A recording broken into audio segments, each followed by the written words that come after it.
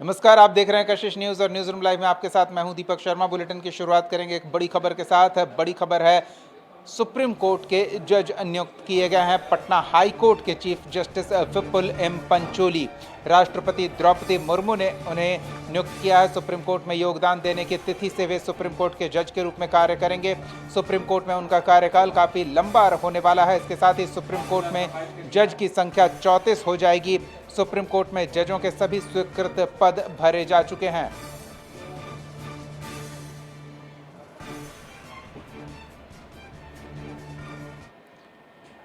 और इस बीच एक और बड़ी खबर आपको बता दें, पटना के गर्दनीबाग इलाके में 5वीं की छात्रा ने जो स्कूल में आत्मदाह करने का प्रयास किया था, उसके मौत की खबर आ रही है। बड़ी खबर इस समय की आपको बता रहे हैं। 5वीं कक्षा की छात्रा जिसने विद्यालय के टॉयलेट में आत्मदाह का प्रयास किया था, उसके मौत की जानकारी मिल रही है। गंभीर स्थिति में लड़की को पीएमसीएच ले जाया गया था, वहां उसने दम तोड़ दिया है। बड़ी खबर इस समय की आपको बता रहे हैं। पटना के सरकारी स्कूल में इस घटना को लेकर जमकर बवाल हुआ था। पुलिस को भी उग्र भीड़ ने पीटा था, हाथापाई हुई थी और हालात को देखते हुए वरीय अधिकारी मौके पर पहुंचे थे। एफएसएल की टीम जांच पड़ताल के लिए पहुंची। ये तस्वीर आप देखिए, उग्र भीड़ ने मौके पर जांच के लिए पहुंची पुलिस टीम पर भी हाथ उठाया, डंडे से पिटाई की और हालात इतने बेकाबू हो गए कि तुरंत वरीय अधिकारी मौके पर पहुंचे। गंभीर रूप से घायल छात्रा की इलाज के दौरान मौत की जानकारी मिल रही है। हमारे साथ सहयोगी राजीव मोहन जुड़ रहे हैं, हम उनसे जानते हैं। राजीव, सबसे पहले तो छात्रा की स्थिति को लेकर क्या आधिकारिक और औपचारिक जानकारी मिल रही है? देखिए, ये जानकारी मिल रही है, दुखद घटना है, क्योंकि जिस छात्रा ने कहा जा रहा है कि वो आग लगाई थी वॉशरूम में, उस पीएमसीएच में उसका इलाज चल रहा था, लेकिन उसकी मौत की खबर आई है। तो निश्चित तौर पर जो सुबह 10 बजे से जो वहाँ हंगामा चल रहा था, उनके बीच भारी नाराज़गी थी। देखिए, दरअसल ये कहा जा रहा है कि वो जो लड़की 5वीं कक्षा में पढ़ती थी और स्कूल आई थी, और स्कूल आने के बाद एक ऐसे वॉशरूम में गई जो वॉशरूम के बारे में कहा जा रहा था कि हमेशा वो ताला बंद रहता था, और फिर वो वॉशरूम में चली गई, और उस वॉशरूम में जब उस उसमें जलने की आभास किसी को हुआ, तो बच्चों ने, जो स्कूल में बच्चे थे, उन लोगों ने इसके बारे में लोगों को बताया और चिल्लाने लगे। तब जाकर वहाँ लोग पहुँचे और उस बच्ची को आनंद फानन में पीएमसीएच भेजा गया।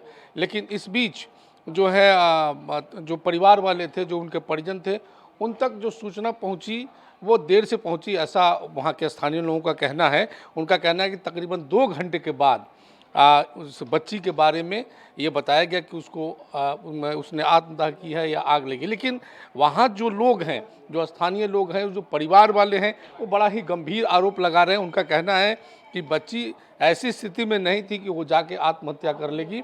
वो घर से स्कूल आई थी, और स्कूल आने के बाद वो स्कूल में क्यों इस तरह की काम करेगी, इस तरह की वो आग क्यों लगाएगी? अगर उसको आग लगाना रहता तो घर में ही लगा लेती।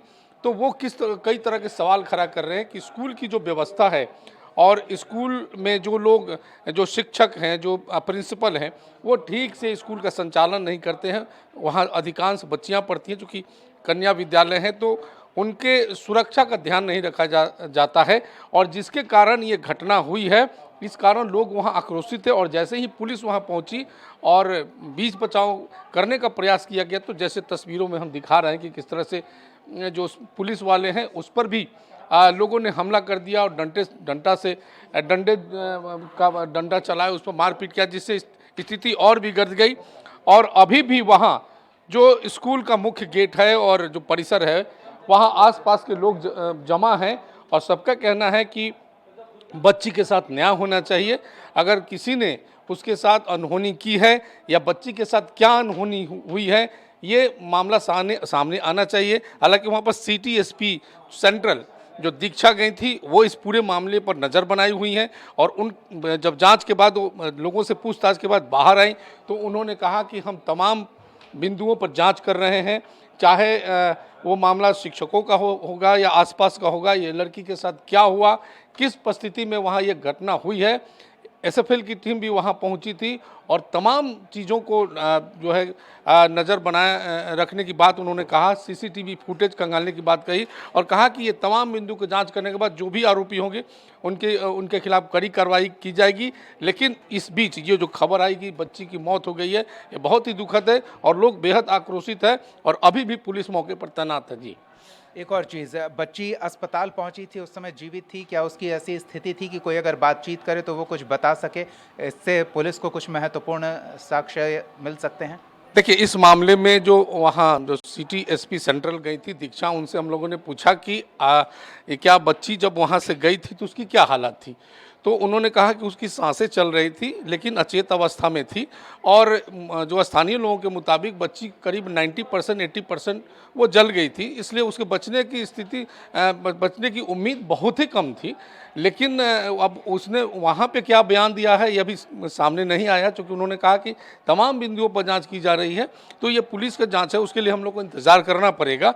लेकिन उन्होंने कहा कि जो घटना हुई है उस घटना के तमाम बिंदुओं की जांच करने के बाद जो लोग भी इसमें दोषी होंगे, अगर दोषी होंगे तो उनके खिलाफ कार्रवाई की जाएगी। फिलहाल पुलिस जो है वहाँ तैनात है और लोगों को समझाया बुझाया जा रहा है कि आपको इसके लिए ज़्यादा चिंता करने की बात नहीं है। अगर कोई इसमें इन्वॉल्व होगा या लड़की के साथ कोई बदतमीजी हुई होगी या अनहोनी कोई भी हुई होगी तो उनको बाहर किया जाएगा, उसका खुलासा किया जाएगा और जो लोग भी होगा उनके खिलाफ कार्रवाई की गई। जो ये स्थिति आज पूरे पटना में जो है सबका ध्यान उधर अपने आप केंद्रित था कि आखिर इस सरकारी विद्यालय में क्या हो रहा है कि एक बच्ची वहाँ जाती है और वॉशरूम में जाके अपने आप को आग लगाती है या वॉशरूम जो हमेशा बंद रहता है, जो बंद रहता है। ये बड़ा गंभीर आरोप लग रहा है कि आखिर जब वो वॉशरूम बंद था, ताला बंद था, तो किसने खोला? क्या बच्ची के पास वो चाबी कैसे आया या किसी और ने किया? क्या किया? कुछ भी किया? अभी इस बात से पर्दा उठना थोड़ा बाकी है, चूँकि ये तो पुलिस जांच ही बता पाएगी। स्थानीय लोग अपने हिसाब से एक्ट कर रहे हैं, वो बता रहे हैं कि इस तरह की घटना हो सकती है। उस स्कूल में इससे 2 साल पहले भी इस तरह की घटना हुई थी, तो लोगों का कहना है कि इस स्कूल में बार-बार इस तरह की घटना होती है, लेकिन इसमें जो सुरक्षा होनी चाहिए, जो हिफाजत की जानी चाहिए बच्चियों को पढ़ाई को लेकर के, वो यहाँ उस तरह का माहौल नहीं है और शिक्षक इस तरह की व्यवस्था नहीं कर रहे हैं। हालांकि शिक्षकों से हम लोग की बात नहीं हुई, क्योंकि शिक्षकों को पुलिस ने अंदर बंद रखा था और उनसे बातचीत कर रही थी कि आखिर घटना क्या हुई।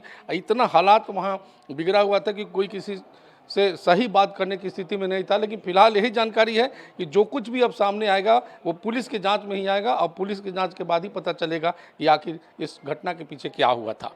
धन्यवाद राजीव, इस तमाम बातचीत और जानकारी के लिए। तो पूरी घटना क्या है ये परत दर परत पुलिस की जांच में खुलकर सामने आएगा और तब पता चलेगा कि बच्ची का गुनहगार कौन है या बच्ची के साथ ऐसी क्या मजबूरी रही होगी कि अगर उसने ये खुद से अपने साथ किया है तो फिर क्यों किया है, किस मजबूरी में उसने ऐसा खौफनाक कदम उठाया या फिर बच्ची के साथ किसी ने इस तरह की खौफनाक वारदात को अंजाम दिया है, बच्ची किसी का शिकार बनी है।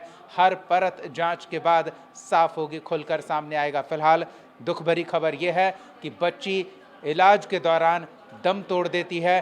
डॉक्टर उसे बचाने का प्रयास करते हैं लेकिन गंभीर रूप से झुलस चुकी बच्ची को बचाने में कामयाब नहीं रहते हैं। लोगों का आक्रोश बढ़ता ही जा रहा है। पुलिस का दावा है कि हर बिंदु पर उसकी जांच पड़ताल चल रही है और बच्ची के मौत के जो भी जिम्मेदार होंगे उन्हें उनके अंजाम तक पहुंचाया जाएगा। चलिए, तो हम अगली खबर का रुख करेंगे और अब बात